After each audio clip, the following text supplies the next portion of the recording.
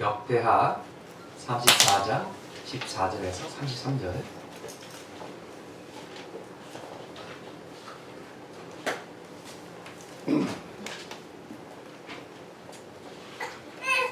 좀 본문이 깁니다.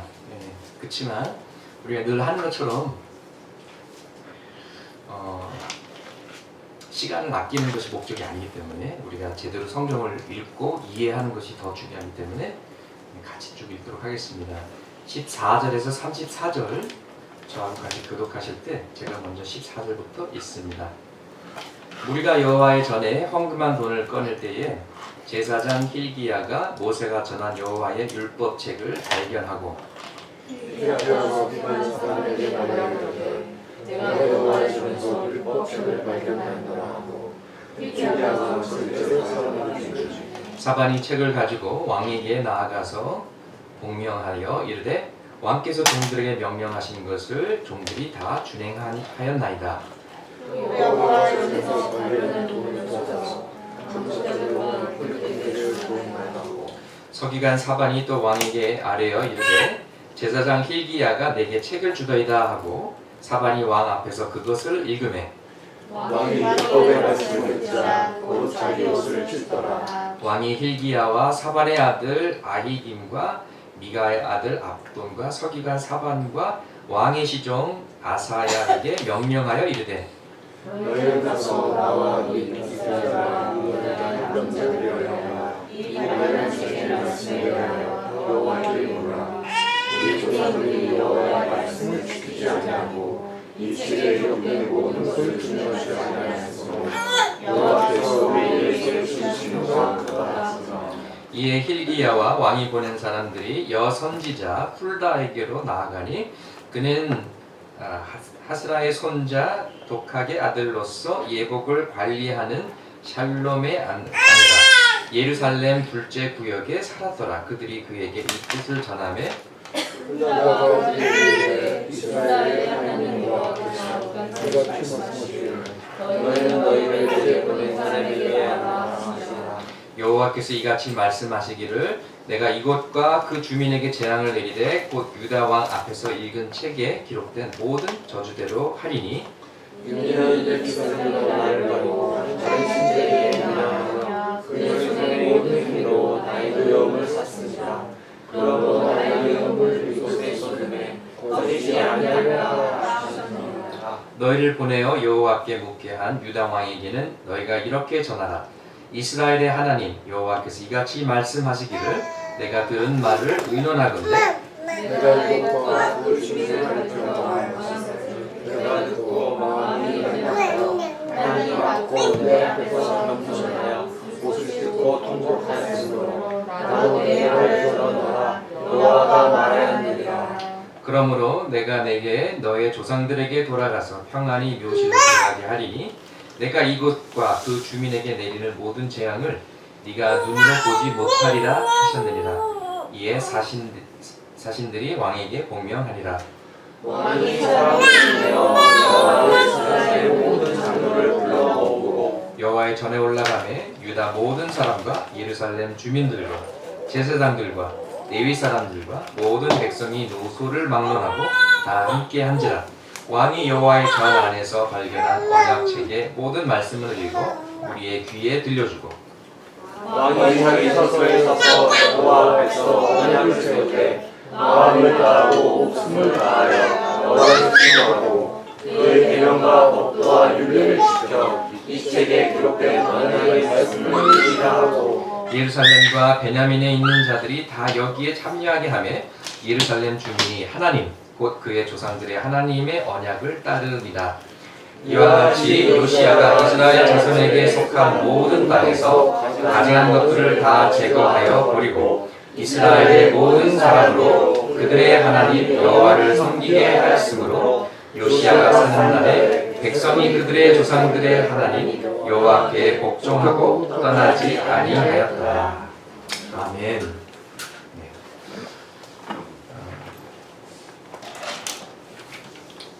2015년에 나온 다큐멘터리 중에 트윈스터라는 다큐멘터리가 있었어요. 이제 아네이스라는 그 여성이 젊은 여성은 이제 그 영국 런던에서 공부하는 프랑스 학생이었어요. 이제 런던 버스를 타고 가는데 친구가 그 유튜브에 그 캡처 사진을 한 장 보내줬는데 자기랑 똑같은 모습의 여인이 있는 거예요. 너무나 신기하다. 누구지? 근데 뭐 더 이상 뭐 정보가 없어서 이제 몇 주가 지났는데 21 and Over라는 영화 광고 있죠? 영화 트레일러. 예. 근데 이 여자가 또 거기에 나오는 거예요. 그래서 뭐 인터넷 검색하고 이제 조사해서 알아봤더니 이 여자가 이 도플갱어가 사만타라는 여배우인 거예요. 그리고 신기한 것은 이 아네이스는 프랑스로 어려서 입양을 받았는데 이 사만타는 미국으로 입양을 간 거예요. 그리고 생일날이 자기랑 똑같아요. 그러니까 이쯤 되면은 혹시 나랑 쌍둥이 아니야? 이런 그 의문이 들 수 있잖아요.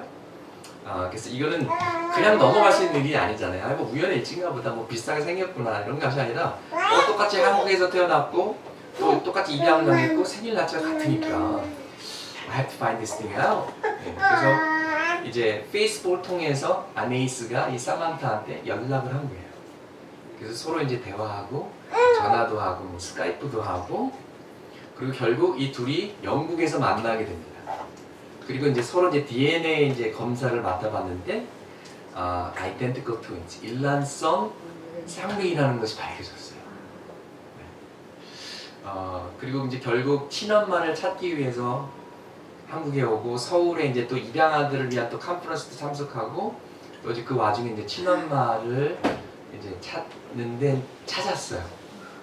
찾았는데 정작 친엄마는 나는 쌍둥이를 낳은 적이 없다라고 이제 부인을 한 거예요.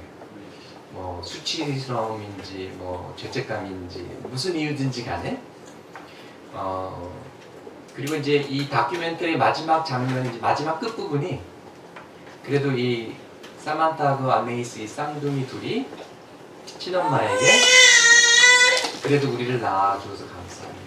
우리에게 생명을 줘서 고맙습니다 하고 메시지를 보내는 그 장면이 마지막 장면. 한번 기회가 되시면 보시면 좋을 것 같아요. Twins. It's both happy and sad. 이 쌍둥이에게 일어난 것은 정말 인생을 뒤바꾸는 그런 해프닝이었죠. 그러니까 쌍둥이인데도 다른 사람의 존재를 몰랐던 거예요. 그래서 before하고 after가 삶이 완전히 바뀐 거죠. 근데 우리 모든 크리스천들은요, before와 after의 그런 시간이 있어야 되는데 우리가 예수를 만나기 전에 삶이 있어야 되고 예수를 만난 후에 달라진 모습이 있어야 됩니다.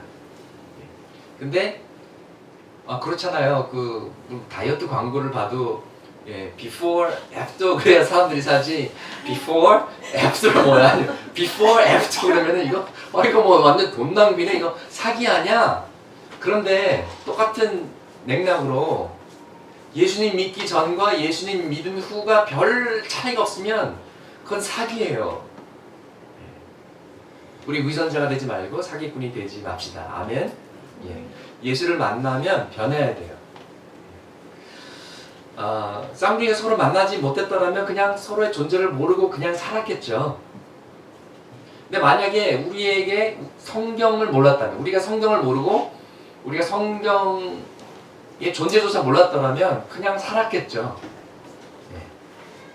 그렇지만 우리가 말씀을 접한 삶과 말씀이 없는 삶은 확연하게 다르다는 것을 우리는 잘 알고 있습니다.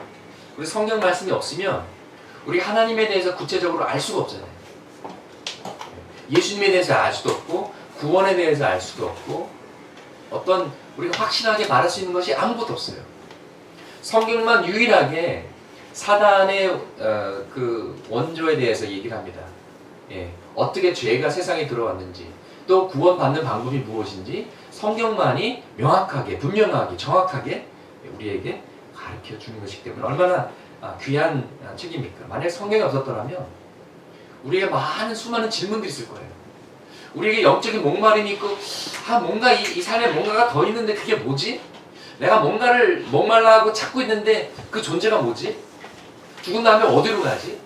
신이라는 건 있는 것일까? 얼마나 답답하고 힘들었겠습니까? 오늘 본문에 나오는 유다 왕 요시야는요 8살 때 왕이 됐어요. 8살 때. 왜 이렇게 일찍 왕이 됐을까?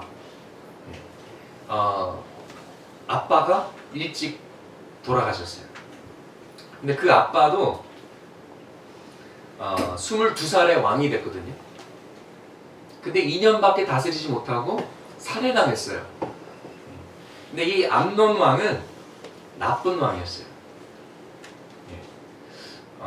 성격이 개떡 같다라는 것보다도 하나님을 섬기지 않고 우상을 섬겼어요. 그래서 악한 왕이었고요. 근데 김정은도 27의 독재자가 됐잖아요. 근데 이제 젊은 나이에 하나님도 섬기지 않고 우상을 섬겼으니까 아마도 김정은 스타일, 독재자 스타일로 좀 다스리지 않았나. 그래서 밑에 있던 신하가 참다가 반역을 일으켜가지고 살해합니다. 근데 또 그 그룹은 또 다 사형을 당하고요. 그래서 이제 요시야가 8살인데 왕이 되는 거예요. 젊은 나이, 어린 나이에. 근데 이거는 기적과도 같은 일입니다. 뭐냐면 아빠는 악한 왕이었는데 요시야는 하나님을 찾게 돼요. 그리고 아빠도 우상을 섬겼고 할아버지도 우상을 섬겼어요. 자, 여러분, 제가 한번 신방을 갔는데요. 왜 이제 종손이 돼가지고 막 족보 막 내려오고 막 대대로 제사 드리는 그 집안 있잖아요. 거기에 맏아들이 예수를 믿게 된 거예요. 그래가지고 생전 처음으로 제사를 안 드리고 예배를 드린다고 해가지고 제가 그 자리에 갔어요. 예. 근데 제가 너무나 놀란 게 흑백 사진을 쫙 하는데 할아버지, 증조 할아버지, 고조 할아버지, 할머니 한 4대, 5대 사진을 쫙 이렇게 꺼내놓는데 제가 놀랐어요. 그래가지고 너무너무 감사하다. 이 집안이 이런 집안이 예수를 믿게 됐다니 정말 경사 아닙니까? 정말 놀라운 일 아닙니까? 그래서 제가 감사드렸던 기억이 나는데요. 그러니까 할아버지 때도 우상 섬겼고 아버지 때도 우상 섬겼고 근데 다만 이제 증조 할아버지 때 그때가 히스기야 왕이에요. 그때 하나님을 섬기고 쭉 하나님을 저버렸던 거예요. 그 기간이 57년이에요. 그러니까 거의 60년 동안 우상을 섬겼다가 어린아이가 왕이 됐는데 얘가 하나님을 찾는 거예요. 할렐루야. 기적 같은 일이 일어난 거예요. 근데 여러분 60년이면요 진짜 많이 바뀌거든요. 한국전쟁 1950년 우리 이제 67년 됐잖아요. 그 사이에 북한과 남한이 얼마나 달라요. 정서적으로 다르죠. 문화적으로 다르죠. 정치적으로 당연히 다르죠. 영적으로 굉장히 다르잖아요.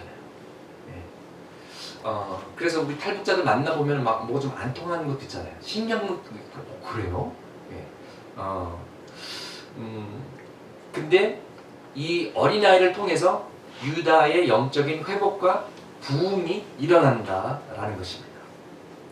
그렇기 때문에 우리가 8살짜리, 7살짜리를 봐도 함부로 대하면 안 돼요. 우리 소윤이, 지아, 예섭이, 정연이, 홍빈이, 홍리, 그리고 우리 찬양할 때 하모니 넣어준 우리 홍서까지. 왜냐면 하나님께서 이런 사람들을 통해서 부흥과 회복의 역사를 일으키실 수 있는 줄 믿습니다. 또 그렇게 되기를 기도합니다. 아멘. 또 우리 아린이, 우리 믿음이, 사랑이, 소망이도 그런 하나님께서 쓰시는 귀한 딸들이 되기를 주님의 이름으로 축복합니다. 아멘. 그래서 이 요시야가 성장하면서 16살 때 좀 여러 가지 고민하고 생각하고 그때부터 하나님을 본격적으로 이제 찾기 시작하게 되고요. 34장 3절에 기록되어 있습니다. 또 28살 때 우상들을 때려 부시고 불태우고 가루를 만드는 작업을 하는데요. 3절에서 7절 보면은 이렇게 기록되어 있습니다. 아직도 어렸을 때 곧 왕위에 있은 지 8년에 그의 조상 다윗의 하나님을 비로소 찾고 제 12년에 유다와 예루살렘을 비로소 정결하게 하여 그 신당들과 아세라 목상들과 아로새긴 우상들과 부어 만든 우상들을 제거하여 버리매 우리가 왕 앞에서 바알의 제단들을 헐었으며 왕이 또 그 계단 위에 높이 달린 태양상들을 찍고 또 아세라 목상들과 아로새긴 우상들과 부어 만든 우상들을 빻아 가루를 만들어 제사하던 자들의 무덤에 뿌리고 제사자들의 뼈를 제단 위에서 불살라 유다와 예루살렘을 정결하게 하였으며 또 므낫세와 에브라임과 시므온과 납달리까지 사면 황폐한 성읍들에도 그렇게 행하며 제단들을 허물며 아세라 목상들과 아로새긴 우상들을 빻아 가루를 만들며 온 이스라엘 땅에 있는 모든 태양상을 찍고 예루살렘으로 돌아왔더라. 와, 행동감 있죠? 그냥 우상 제단들 뒤집어 엎는 것을 끝나는 것이 아니라 빻아서 가루를 만들어 가지고 뿌리고 그냥 진짜 이거는 혁명이에요, 혁명. 예. 우리가 여호와 하나님만 섬긴다. 이 우상 섬기는 거는 용납이 안 된다. 그냥 완전히 그냥 다 그냥 빵가루 그냥 콩가루로 다 만들어 버린 거예요. 근데 이것이 이렇게 사이다 발언으로 이렇게 표현되어 있지만 쉽지 않은 일이었을 것입니다. 민중들이 반대하는 일이었고 인기 있는 일이 아니었을 거예요. 정치적으로 위험한 일이었고 아마 데스트레트 받을 수 있는 좀 위험한 일이 아니었을까. 그런 위험에도 무릅쓰고 이 혁명을 진행했다는 것이죠. 여러분 혁명을 일으키려면요 목숨을 걸어야 됩니다. 여러분이 이 대한민국이 변화되기를 원하십니까? 원하시죠? 그럼 그 혁명을 위해서는 우리가 목숨을 바쳐야 돼요. 안 그러면 바뀌지 않아요. 뭐든지 쉽게 이루어지는 일은 없습니다. 하나님께서 제게 한국으로 가라는 그런 사명과 비전을 보여주면서 제가 좀 불평했던 것도 있어요. 하나님 먹고 살게 해줘야 되시지 않습니까? 하나님 뭔가를 보여주셔야 제가 순종하지 않습니까? 그리고 뭐 제 딸은 어떻게 합니까? 막 불평하고 그럴 때 하나님께서 주신 말씀이 있어요. 제가 깜짝 놀랐어요. 뭐라고 말씀하시냐면 어떻게 피 한 방울도 흘리지 않고 전쟁에 승리할 수 있느냐. 아직도 기억해요. 어떻게 피 한 방울 흘리지 않고 전쟁에 승리할 수 있느냐. 맞습니다, 여러분. 통일을 원하세요? 한국 사회가 변화되길 원하세요?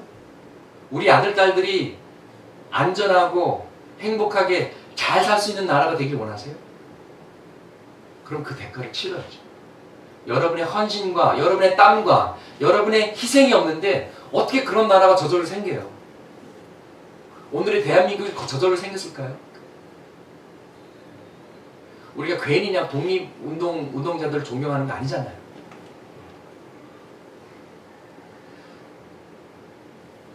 하나님 따르는 데는 희생이 필요합니다. 여러분 십자가 없는 기독교는 가짜예요. 희생과 헌신을 요구하지 않는 교회는 가짜예요.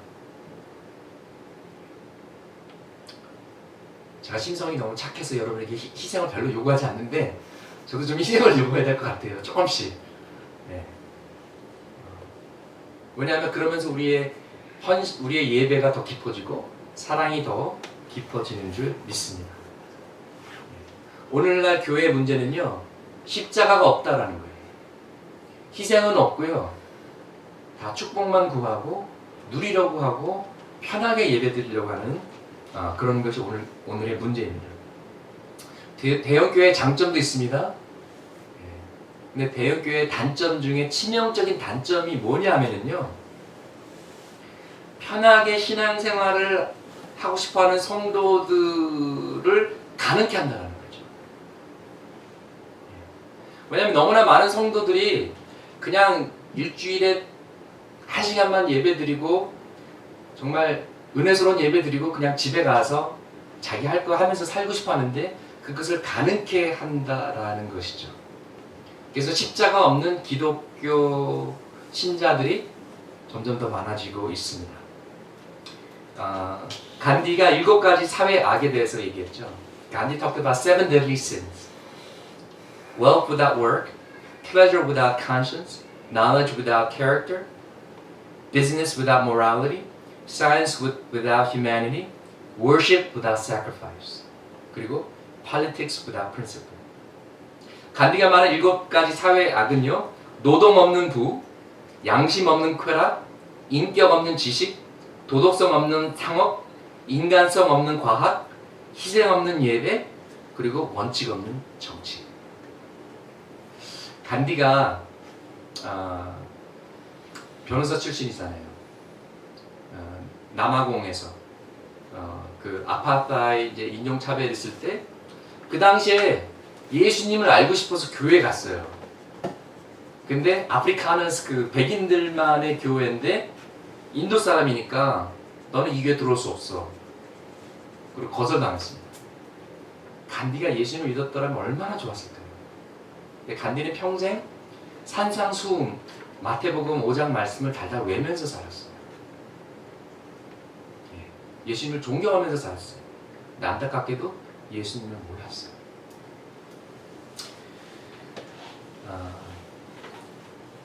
어느 분이 이런 말씀을 하셨어요. 현대인의 순교는 성수주일이다. 워낙 바쁘니까 주일날 나오는 것조차 순교적 행위로 여길 만큼 우리가 어렵고 바쁘고 찌들어 사는 인생을 살고 있습니다. 한국은 더더욱 그런 것 같아요. 그런 와중에 여러분 여기 오신 분들 너무나 감사하고요. 여주까지 갔다가 또 옥수수까지 챙겨서 오신 분들도 계시고, 평택에서 온 가족도 있고, 근데 그 와중에 금요일날 저녁에 와서 예수제 내신 기도 모임 참여하기도 하고, 또 그 와중에 또 토요일날 모여서 또 뭐 찬양 연습하기도 하고, 쉽지 않은 거예요. 근데 여러분, 희생이 뭐예요? 결국 희생은 예배예요. 희생이 예배예요. 예배 행위예요. 아시다시피 저희 식구가 평택으로 이사를 갔습니다. 한 70에서 한 75km 정도 돼요. 멀더라고요. 멀어요. 이제 고속도로에 왜 졸려면 쉬고 가세요 이 쉼터가 있는지 이해가 돼요. 졸렵더라고요. 계속 운전하니까. 어떤 데는 1시간 걸리고 어떤 데는 2시간 걸리고. 또 이제 그러니까는 가솔린을 가득 채우면 한 4번 정도 왕복할 수 있는 것 같아요. 한 4번 반. 그래서 요새 하이브리드를 살 걸 막 후회하고 있는데, 참 돈이 없어서 하이브리드를 샀지. 사람의 욕심은 끝이 없어라. 차 있는 그 자체에 감사한 거죠.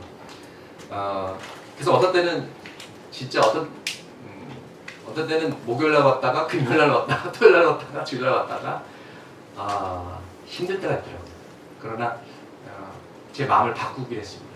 순교하는 마음으로 운전하자. 그리고 기쁜 마음으로 운전하자.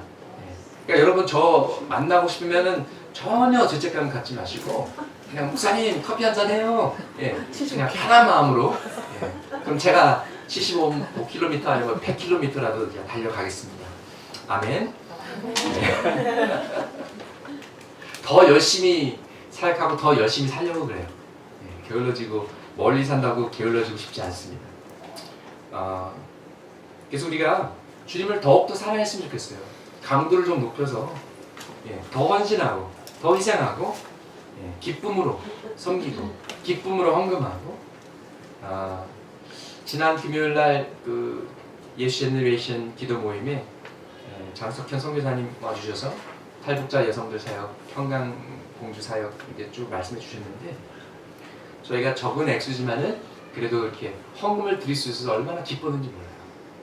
그래서 우리가 예수 제너레이션 첫 기도 모임에 들었던 헌금 전체 그리고 플러스 좀 더 이렇게 합해서 이제 드렸는데요. 두 번째 기도 모임 때 헌금한 것까지 이제 딱 계산해 보니까 드렸던 액수하고 거의 일치해요. 오 마이 갓. 할렐루야. 너무 감사하지 않아요?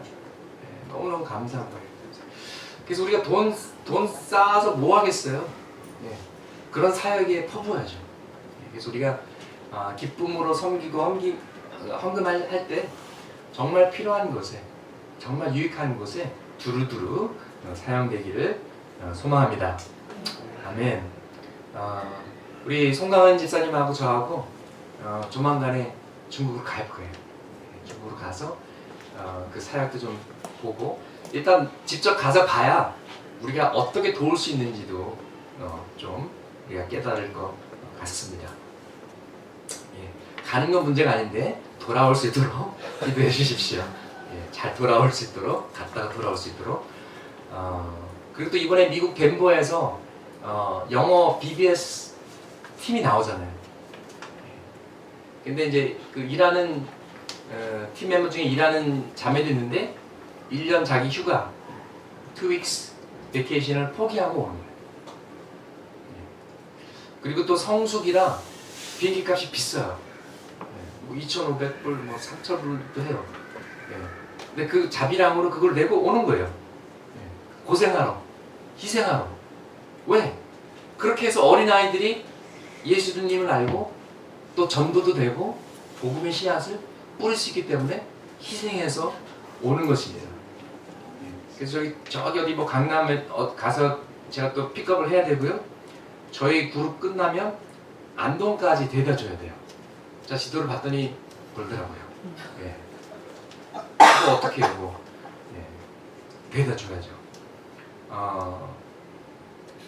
그렇지만 이런 희생들을 통해서 생명들이 살아나는 줄 믿습니다.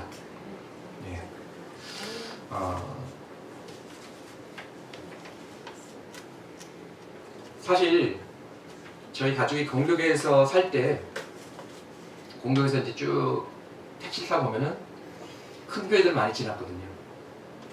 사랑의 교회 지나고 오늘이 양재 캠퍼스 지나고 그래서 이제 작은 교회로 오는데 이 교회도 아닙니다. 저 교회도 아닙니다. 옛날에 용각산 광고 있었죠. 이 소리도 아닙니다. 이 소리도 아닙니다. 용각산은 소리가 나지 않습니다. 이런 광고가 있었는데 젊은 친구들은 모르고 그런 광고가 있었어요. 근데 왜 굳이 이 교회? 그것은 비전이 있기 때문이죠. 소망이 있기 때문이죠. 교회가 교회되게, 예배가 예배되게 그런 기도가 있기 때문에 저희들이 오늘도 모인 줄 믿습니다. 그래서 하나님께서 요시아를 통해서 부흥과 회복을 이루신 것처럼 우리 새소망 교회를 통해서 부흥과 회복을 이루어 주시옵소서. 그때가 막 무상들 때려 부시고 그냥 빠서 가루를 만든 데가 28살이에요. 그 혁명의 용기가 어디서 났을까? 26살, 2년 전의 사건 때문에 그 용기가 생긴 거예요.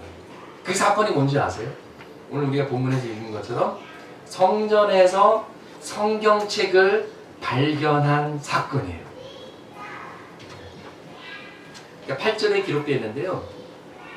그러니까 거의 60년 동안 방치됐으니까 성전이 얼마나 헐었겠어요. 막 부서지려고 그러고 막 먼지 쌓이고 막 그래가지고 레노베이션 작업을 시작한 거예요. 다 헐어버렸기 때문에 11절에 헐어버린 성전이라고 나와 있죠. 그래서 막 청소하고 고치고 수리하고 그러는데 14절 보니까 거기서 성경책을 발견한 거예요. 60년 동안 먼지만 쌓여왔던 책을 발견한 거예요. 그래서 툭툭 치면서 먼지 털면서 이게 뭐지? 성경책이네? 그리고 그게 아마 모세가 쓴 오리지널이었을 거예요. 예. 그때는 성경책 하나였을 거예요. 예. 그거를 찾아가지고 이제 요시야가 생전 처음 성경 말씀을 듣는 거예요. 그리고 거의 60년 만에 처음 성경 말씀이 읽혀지는 거예요. 근데 요시야가 자기 옷을 막 찢어요. 예, 왜 찢었을까요? 나에겐 새 옷이 필요해. 그리고 찢었을까요? 지금 신세계 백화점에서 현대백화점에서 세일하고 있어. 네. 아니요. 그래서 옷을 찢은 것이 아니라 하나님이 이거 해라 이거 해라 이거 해라 그랬는데 안 했어요. 하나님이 이거 하지 말라 이거 하지 말라 이거 하지 마라 그랬는데 다 했어요. 네. 순종하면 축복, 불순종하면 저주. 근데 순종 안 하고 불순종한 거예요. 그러니까 머리 뽑고 옷 찢을만 하죠. 네. 순종하면 축복, 생명, 불순종하면 심판, 죽음. 근데 불순종을 선택한 거예요. 그래서 이제 우리나라가 어떻게 될까? 우리 민족이 어떻게 될까? 그래서 하나님의 선지자를 찾는데 22절에 보니까 여선지자 훌다에게 이제 물어본 거예요. 근데 답이 왔는데 하나님이 약속하신 대로 저주와 심판은 온다. 뭐냐면 하나님은 거짓말을 안 하시기 때문에, 하나님은 약속을 지키시는 분이기 때문에, 신실하시기 때문에 이렇게 하면 축복, 이렇게 하면 저주. 근데 그 말씀대로 안 하면 좋은 거예요, 나쁜 거예요? 나쁜 거죠. 그러니까 취소나 봐주는 게 없어요. 어떤 한국 사람이 미국 가서 운전하다가 과속을 해가서 경찰한테 잡혔대요. 그래서 이랬다고 그러죠. 한 번만 봐주세요. 그냥 직접 번역해가지고 한 번만 봐주세요. Look at me once. Look at me once. 그랬더니 경찰 아저씨가 국물도 없다라는 뜻으로 No soup for you. 그렇다고 하는데요. 농담이죠. 네, 전 여기 계신 분들이 다 영어를 잘해서 너무 좋아요. 얼마나 감사한지 모르겠습니다. How much thank you, I don't know. 얼마나 감사한지 모르겠습니다. 하나님께서 약속한 저주를 안 하시면 약속한 축복도 안 주실 수 있잖아요. 근데 감사하게도 하나님의 말씀은 정확하고 하나님은 꼭 약속을 지키십니다. 아멘. 하나님께서 구원하셨다고요? 그럼 그 구원은 영원한 거예요. It's forever. He doesn't take it back. He doesn't cancel it. 취소하지 않으세요. 하나님이 여러분에게 뭘 주신다고 약속하셨어요? 그럼 꼭 주십니다. 아멘. 저는 지난 1년 9개월 동안 아침에 일어나면 한국에 일어나잖아요. 지금은 좀 덜한데 처음에 일어날 때마다 I had to remind myself that I was waking up in Korea. 아, this is not America. 여기 한국이지? 네, 맞아. 내가 왜 한국에 왔지? 그때마다 붙잡은 말씀이 있어요. 제가 한국에 왔을 때 하나님께서 주시는 말씀이 있는데, 약속하신 것이 있는데, 하나님께서 내가 이 민족을 너에게 주리라 꼭 말씀하셨습니다.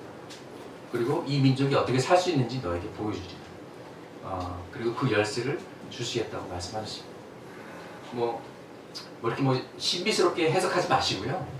우리 조철이 목사님 이 민족을 하나님께 주신다고 하셨고 열쇠를 하늘의 열쇠를 이렇게 이상하게 생각하지 마시고 그 열쇠가 뭐겠어요? 복음이죠. 예수 그리스도죠. 이 땅의 소망이 뭐겠어요? 교회다운 교회고 여호와 하나님이 이 땅의 소망인 줄 믿습니다. 아멘. 결국 우리가 기도의 자리를 지키고 복음을 선포하고 교회가 교회다워지면 이 나라가 새로워질 수가 있는 것입니다. 그래서 이 약속 붙잡고 저는 대방동에서, 용산에서, 공덕동에서, 평택에서 아침에 일어나면은 하루를 시작합니다. 내가 대한민국에서 있구나. 여기가 미쿡이 아니구나. 내가 왜 여기에 와 있지? 맞아. 하나님의 사명 때문이지. 이 나라, 이 민족을 살리기 위해서 내가 지금 이 순간 여기에 와 있는 거구나. 그럼 내가 뭘 해야 될까? 기도합니다. 주님, 오늘 하루 무엇을 해야 될까요? 오늘 누구를 만나야 될까요? 보여주세요. 인도해 주세요. 에스라처럼, 느헤미야처럼, 요시야처럼 사용해 주세요. 그렇게 기도합니다. 요시야가 하나님을 찾았습니다. 그러다 성경을 찾았습니다. 그리고 하나님의 말씀을 처음으로 듣고 아 큰일 났다. 우리 여호와께 돌아가야 되는데 이렇게 느꼈을 때는 이미 하나님의 심판을 되돌리기에는 늦은 시간이었습니다. They had already crossed to the point of no return. 우리가 이제 기도할 때 근데 미국에서는 흔히 God bless America 그러잖아요. 근데 Should God bless America? 정말 하나님이 미국을 축복하셔야만 될까요? 어떤 사람은 좀 극적으로 표현하는 사람도 있습니다. 미국이 소돔과 고모라보다도 더 악한 죄악을 범하는데 하나님께서 그럼에도 불구하고 미국을 축복하시고 미국을 심판하시지 않으신다면 하나님은 소돔과 고모라 시민들에게 사과를 해야 됩니다. 여러분 어떻게 생각하세요? 하나님이 대한민국을 축복하길 원하세요? 원하죠. 근데 대한민국이 하나님의 축복을 받을 만하다고 생각하세요? 축복에는 조건이 있습니다. 순종입니다. 저주에도 조건이 있습니다. 심판에도 조건이 있습니다. 불순종입니다.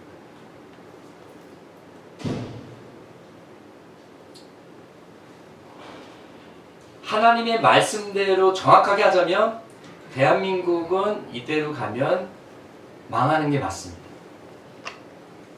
그래서 우리가 여호와로 돌아가야 돼요. 여호와께로 돌아가야 돼요. 그래서 대한민국의 궁극적인 시급한 해결책은 정치도 아니요, 교육혁명도 아니요, 경제도 아니에요. 복음입니다. 우리가 복음으로 돌아가고 여호와께 돌아가지 않으면 아무리 좋은 정치인의 아무리 훌륭한 경제를 일구어내도 미래는 어둡습니다. 망합니다. 어저께 제 아내와 제 딸이 이제 둘이서 이제 나갔어요. 이제 평택에 재래시장을 찾는다고 이렇게 나갔다가 길을 잘못 들어갔어요. 길을 잘못 들어가는데 아시는 분은 아시겠지만은 평택에는 레드라이트 디스트릭트가 있습니다. 이렇게 엠스터담처럼 그냥 거울로만 된 방들이 있고 이제 아가씨들이 이제 나와서 이렇게 차들이 지나가면은 오빠 이렇게 막 나랑 하고 가 막 이러면서 막 꼬시는 그런 지역이 있어요. 근데 이제 제 아내가 어떤 이제 내비게이션 GPS 그걸 했는데 이제 그게 잘못한 거예요. 다시는 그 GPS 안 쓴다고 그러는데 제 아내하고 제 딸이 황당해가지고 너무나 놀라가지고 또 일방통행 원웨이니까 또 돌아갈 수도 없고 어떻게 쓰든지 여기서 빨리 벗어나야 되는데 막 눈을 어디다 둬댈지를 모르고 막 그런 황당한 시간을 지내고 이렇게 왔는데 이제 어저께 저한테 얘기를 해주더라고요. 또 오늘 아침에 또 교회 오면서 또 그 얘기 해주는데 굉장히 마음 아파하더라고요. 불과 몇 킬로미터에 저희가 살거든요. 그렇게 먼 곳이 아니에요. 네. 근데 서울도 그런 데 많죠. 네, 서울 우리가 잘 모르고 이렇게 숨겨져 있고 그러기 때문에 그런 거지. 근데 이 나라가 왜 그렇게 됐을까? 그 여성들이 왜 그렇게 살아야만 하나? 너무 가슴 아프지 않습니까? 또 우리 탈북자 여성들도 한국에서 적응을 잘 못해서 일할 데가 없어가지고 술집에서 많이 일하고 목숨 걸고 이 땅에 왔는데 또 술집에서 몸을 팔아야 되는 그런 슬픈 이야기들이 있습니다. 그런데 여러분 소망이 있습니다. 하나님의 은혜입니다. 요시야가 무슨 답을 얻었습니까? 너의 나라는 너의 민족은 망할 것이다. 심판을 받을 것이다. 하나님의 저주를 받을 것이다. 그러나 하나님께서 너에게 긍휼을 베푸신다. 네가 겸손했고 네가 하나님 앞에서 눈물을 흘렸고 네가 회개했기 때문에 네가 사는 동안은 이 심판이 임하지 않을 것이다. 내가 이 심판을 연기할 것이다. 딜레이할 것이다. 그래서 적어도 지금 어둡지만 이 어두운 세상 속에서 잠시 동안이라도 빛을 발하는 것이 요시야의 회개와 요시야의 신앙입니다.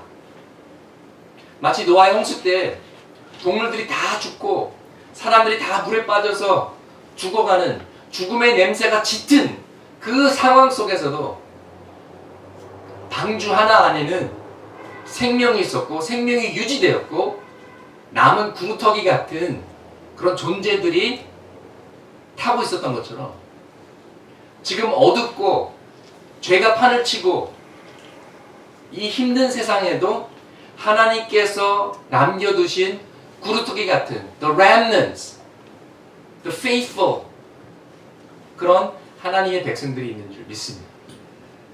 하나님이 숨겨두신 바알에게 무릎 꿇지 않는 실천과 같은 존재들이 있고 여러분과 제가 먼저 그런 존재가 되어야 되고 또 한국교회를 영적인 잠에서 깨우고 주변의 사람들, 지인들 같이 데리고 우리가 이 회복과 부흥운동에 참여시켜야 됩니다.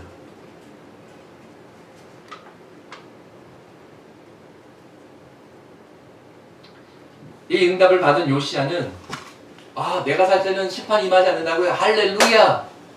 이제 좀 백기시도 가고 좀 누리자 이러지 않았어요. 나의 사명과 나의 사역은 지금부터 시작이다. 그래서 29절에 보니까 다 모여라. 30절 보니까 다 모였어요. 그러니까 오늘날 광화문에 막 몇백만 명씩 모인 것처럼 남녀노소, 부자, 가난한 자, 목사, 평신도 다 함께 다 모였어요. 여러분 이게 뭐예요? 이게 무슨 모습이에요? 연합이에요. 통일이에요. 그리고 말씀 읽고 보니까 왕이 직접 성경 말씀을 읽는 거예요. 그리고 그 당시 하나님 말씀 들을 때는 앉아서 듣지 않았어요. 다 기립해서 들었어요. 우리 문화도 앉아있다가도 어르신이 들어오면 어떻게 해요? 벌떡 일어나죠. 예. 방에 있다가 대통령 들어오면 벌떡 일어나죠. 예. 제 아내가 이제 그 평택 그 기지에 이제 그 영화관 딸이랑 영화관에 갔는데 영화를 보여주기 전에 먼저 애국가가 나오고 그 다음에 이제 미국 애국가를 틀어준대요. 그러면 거기서 영화 보던 그 군인들이 누가 시키지도 않았는데 다 벌떡 일어나가지고 네. 그래서 애국자들이다 막 감동을 받았다고 얘기해 주는데 하나님 말씀 선포될 때 다 일어났어요. 그리고 왕이 직접 읽었어요. 네. 그래서 이 말씀을 몇 구절 읽은 게 아니에요. 다 읽은 거예요. 그러니까 두세 시간 넘게 걸렸겠죠. 예. 오늘도 본문이 길었잖아요. 그렇죠? 한 장도 안 되는데 저도 읽으면서 되게 길다 라고 느꼈는데 두세 시간, 서너 시간을 읽고 서서 들은 거예요. 그리고 회개하고 순종하겠다고 헌신한 겁니다. 왕이 먼저 본을 보이죠. 31절에 보니까 내가 마음을 다하고 목숨을 다하여 with all my heart and all my soul 주님을 따르겠다. 말씀을 따르겠다. 선포하는 거예요. 여러분 우리가 세례 받을 때 세례의 의미가 뭔지 아세요? 네, 원래 세례는 이제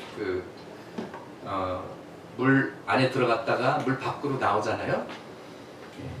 물 안에 들어갈 때는 내가 예수 그리스도와 함께 죽고 나의 옛사람, 나의 죄의 삶은 다 죽고 다 내려놓고 다시 이제 물 밖으로 올라오면서 예수 그리스도의 부활과 함께 예수님을 위해서 사는 새 생명으로 거듭납니다라는 이런 의미가 담겨져 있어요. 그래서 혹시 여러분 중에 아직 세례받지 않은 분들 있으면 이번 여름에 저와 같이 세례 교육하시고 꼭 세례 받으시기 바랍니다. 특별히 아기가 태어나는 그 가정들은 아기들을 또 유아세례 받아야 되니까 근데 유아세례의 그 컨디션이 아빠 엄마가 하나님 믿고 세례 받아야지 아기도 세례를 받을 수가 있어요. 그래서 세례 받으시기 바라고요. 근데 이 선포를 했잖아요. 이때가 요시야가 26살 때예요. 여기서부터 혁명의 용기가 생겨가지고 2년 후에 우상들을 다 빻아서 가루로 만들 그 용기가 여기서 생긴 거예요. 예. 구체적으로 내가 뭘 해야 되지? 우상 섬기지 마. 우상 섬기지 마. 그런데 계속 섬겨요. 말려갖고 안 되겠다. 예, 막 가서 뒤집어 엎었어요. 다시 또 셋업해서 또 하고 있어. 이거 안 되겠다. 그래가지고 그 다음에 가가지고 막 부시고 가루를 만들어서 빻아가지고 막 무덤에다 팍 뿌리고 막. 예. 그러면서 이 시대가 바뀐 거예요. 그리고 이때부터 처음으로 유월절을 지켰는데 35장 18절에 뭐라고 기록되었냐면 사무엘 선지자 이후에 처음으로 제대로 유월절을 지켰다라고 기록되어 있어요. 그러니까 얼마나 오랜 세월이에요. 그리고 이 오늘 본문 말씀에 뭐라고 끝나냐면은 요시야가 사는 날에는 여호와를 섬기는데 여호와를 배신하지 않고 여호와를 잘 섬겼다고 기록되어 있습니다. 31년 동안. 물론 그 다음에는 망했습니다만은 요시야의 존재 때문에 그래서 31년 동안의 회복과 부흥의 시간이 있었던 거예요. 자, 여러분 성경 번역이요. 우리가 오늘 한국말로 성경을 읽을 수 있는 이유는 우리의 믿음의 선배들 때문에 그런 거예요. 그리고 가장 먼저 번역된 것이 영어 성경이에요. 다윗이 시편을 그렇지만은 뭐 거의 한 1300여 년 동안에 영어 성경이 없었어요. 유럽에는 라틴 성경밖에 없었어요. 그래서 다윗이 시편을 쓴 지 2300년이 지났는데도 그거를 이해할 사람이 많이 없었고 예수님과 사도 바울이 살던 시대에 1300년이 지났음에도 유럽에는 라틴어로 된 성경밖에 없었어요. 그 말은 99%의 국민들이 이해를 못했다는 거예요. 한 1%. 그러니까는 캐톨릭 신부들, 뭐 대학교 교수들, 상류층의 엘리트들만 조금 읽고 나머지들 몰랐어요. 그래서 유럽에 가면은 스테인 글라스가 있는 거예요. 예. 만약에 이제 파리에 가시게 되면은 노트르담 같은 데 들어가 보세요. 예. 그리고 스테인 글라스 같은 거 이렇게 한번 세 보잖아요. 그러면은 66개예요. 왜 그런지 아세요? 성경이 66권이에요. 예. 그래서 사람들이 글을 못 읽으니까 그림으로 이렇게 그린 거예요. 예. 거기 뭐 아담의 하와도 나오고 무슨 뭐 여호수아도 나오고 모세도 나오고 예. 그러는 거죠. 그러니까 소수만 성경을 이해할 수 있으니까 성경 해석이라든지 설교라든지 이런 것을 자기 입맛대로 하는 거예요. 그러면서 변질이 되는 거예요. 그리고 이 당시에 목회자가 되고 뭐 교황이 되고 이런 것이 돈을 엄청 벌어서 떼부자가 될 수 있는 도구가 된 거예요. 그래서 복음이 변질이 되고 기독교 신앙이 변질이 되고 그래서 헌금 많이 하면 천국 갈 수 있고 뭐 부모님이 뭐 하나님 모르고 죽었어도 헌금 많이 하면은 지옥에서 업그레이드 돼가지고 퍼게토리를 갔다가 헌금 더 하면은 천국까지 업그레이드 되는 이카노미에서 비즈니스에서 퍼스트 클래스로 가는 이런 식의 변질이 생긴 것이죠. 그래서 결국 개혁이 이루어졌는데요.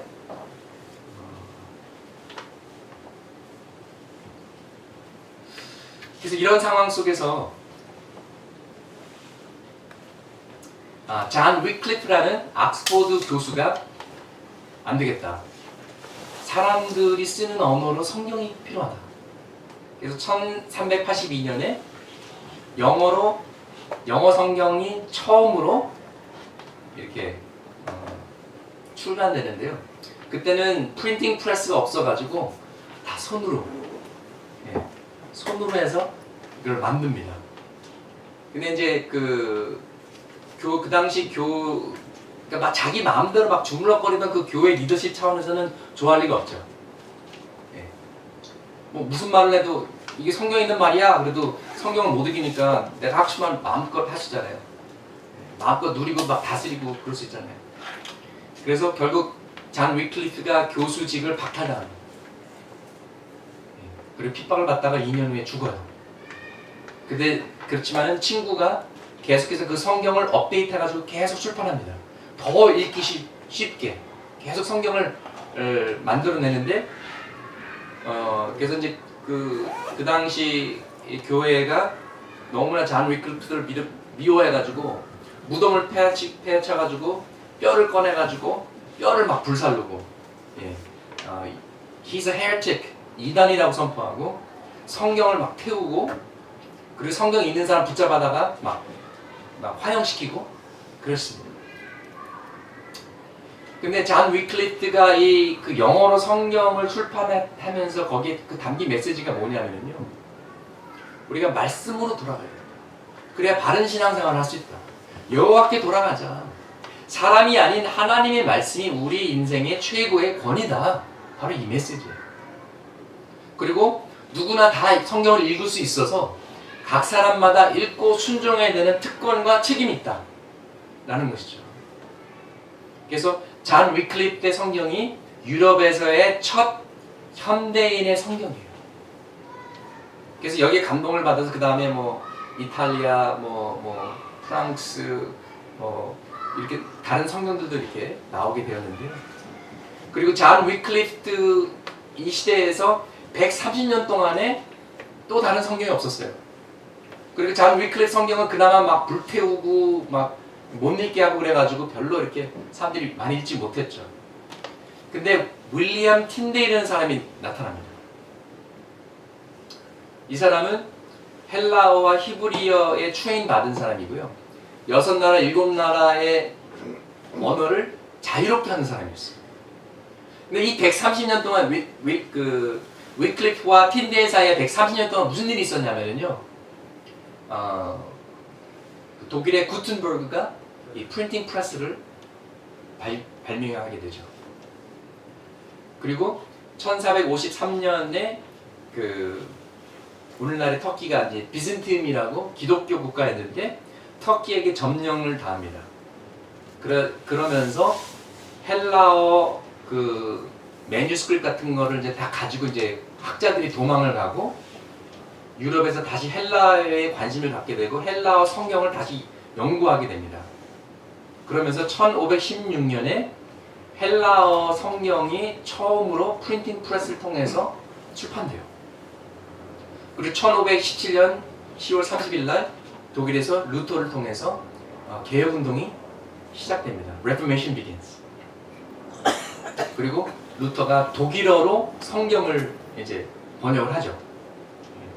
그래서 이 윌리엄 틴데일이 그 독일 성경하고 이 헬라어 오리지널 원어 성경을 번역을 해서 윌리엄 틴데일 성경을 이제 신약부터 이제 번역을 합니다. 그러면서 영어에 그 당시에 존재하지 않았던 새로운 단어들을 만들어요. 그러니까 자기가 그냥 그 단어를 지어내는 것들이 있는데 여러분도 한번 들어보시고 아마 아시는 단어들이 있을 거예요. Peacemaker, Passover, 6월절, Scapegoat, and the adjective beautiful. 틴데일이 만든 단어예요. Isn't that beautiful? 그리고 이 틴데일 성경의 영향을 받아서 킹 제임스의 신약에 있는 90%의 그 용어와 단어와 이런 것들이 윌리엄 틴데일 거예요. So 90% of King James New Testament is William Tyndale Bible. 이 틴데일 성경은요, 그 프린팅 프레스가 발견된 다음에 프린트된 첫 영어 신약 성경이에요. 그리고 원어 오리지널 그릭에서 헬라어에서 번역된 첫 번째 영어 성경이에요. 물론 어려움도 있었죠. 첫 번째 이제 프린팅하기 바로 전날에 반대하는 사람들이 막 쳐들어와가지고 이 매뉴스크립트 가지고 막 도망가다가 막 떨어뜨리고 막 그래가지고 많이 상실했어요. 많이 잃어버렸어요. 그래가지고 1년을 더 다시 번역해가지고 처음으로 이제 성경이 나왔고요. 한국도 너무나 감사한 게 처음에는 연합하는 영이 있었어요. 예. 장로교, 감리교 다 같이 일했어요. 그래서 장로교 파송 언더우드 선교사님, 감리교 파송 아펜젤러 선교사님 이 두 분이 만나서 뭘 했는지 아세요, 여러분? 성경 번역회를 조직해서 성경을 번역했어요. 언더우드 선교사님은 오래 사셨는데 아펜젤러 선교사님은 젊은 나이에 돌아가셨어요. 왜 그런지 아세요? 성경 번역 모임에 목포에서 배를 타고 가다가 배가 이제 침몰하게 됐는데 아펜젤러 선교사님은 수영을 잘하셨거든요. 근데 어떤 여자아이가 물에 빠져서 죽는 걸 보고 그 아이를 구하려다가 순교하신 거예요. 너무 아깝죠. 예. 그래도 정말 사랑과 믿음대로 사셨기 때문에 역시 아펜젤러 선교사님이다 생각합니다. 여러분, 청교도들이 왜 미국 갔는지 아세요? 영국에서 마음껏 예배를 못하게 하니까, 마음껏 성경을 읽지 못하게 하니까 마음껏 성경 읽고 싶어서 미국으로 간 거예요. 마음껏 예배드리고 싶어서 미국으로 간 거예요. 그리고 그 나라에 가서 우리가 주일날 예배드리고 비즈니스는 비즈니스 이렇게 하지 말고 비즈니스를 하더라도 성경 말씀대로 하자.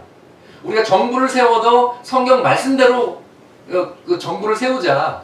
이런 기독교 세계관을 가지고 말씀대로 살고 싶은 그런 마음을 가지고 미국에 와서 뉴 잉글랜드 지역에 그걸 만든 거예요.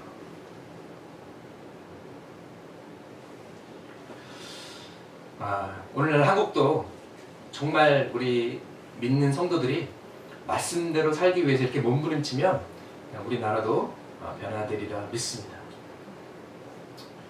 북한의 지하 교인들은 성경을 얻기 위해서 20년을 기도한다고 그러잖아요.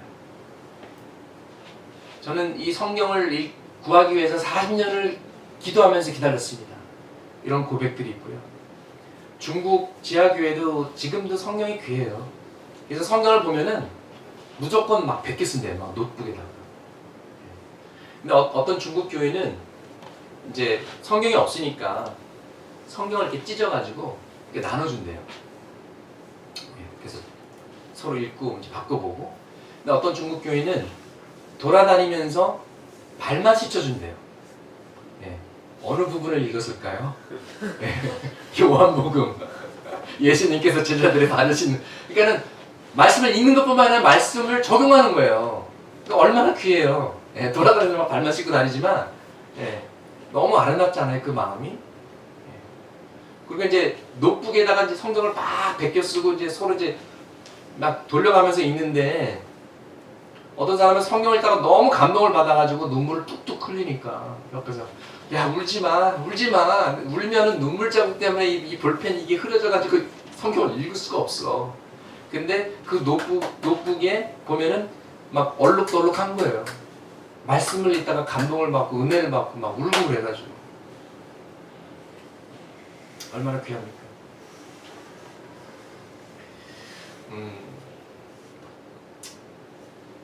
누가 만든 스토리인데요. 실화는 아니에요. 남녀가 서로 좋아했어요. 근데 이제 남자가 이렇게 뭐 프로포즈를 안 하니까 여자가 기다리다가 지쳐서 시집을 가게 됐는데 남자가 결혼 선물로 웨딩 드레스를 주겠다는 거예요. 그래서 막 그렇게 하라고.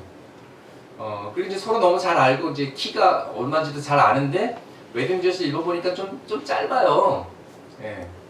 그래도 전 남자친구 해준 거니까 뭐 그냥 그런가 보다 그러고 그걸 입고 이제 결혼을 했습니다. 오랜 시간이 이제 지나가서 이제 딸이 이제 커가지고 딸도 이제 시집가게 된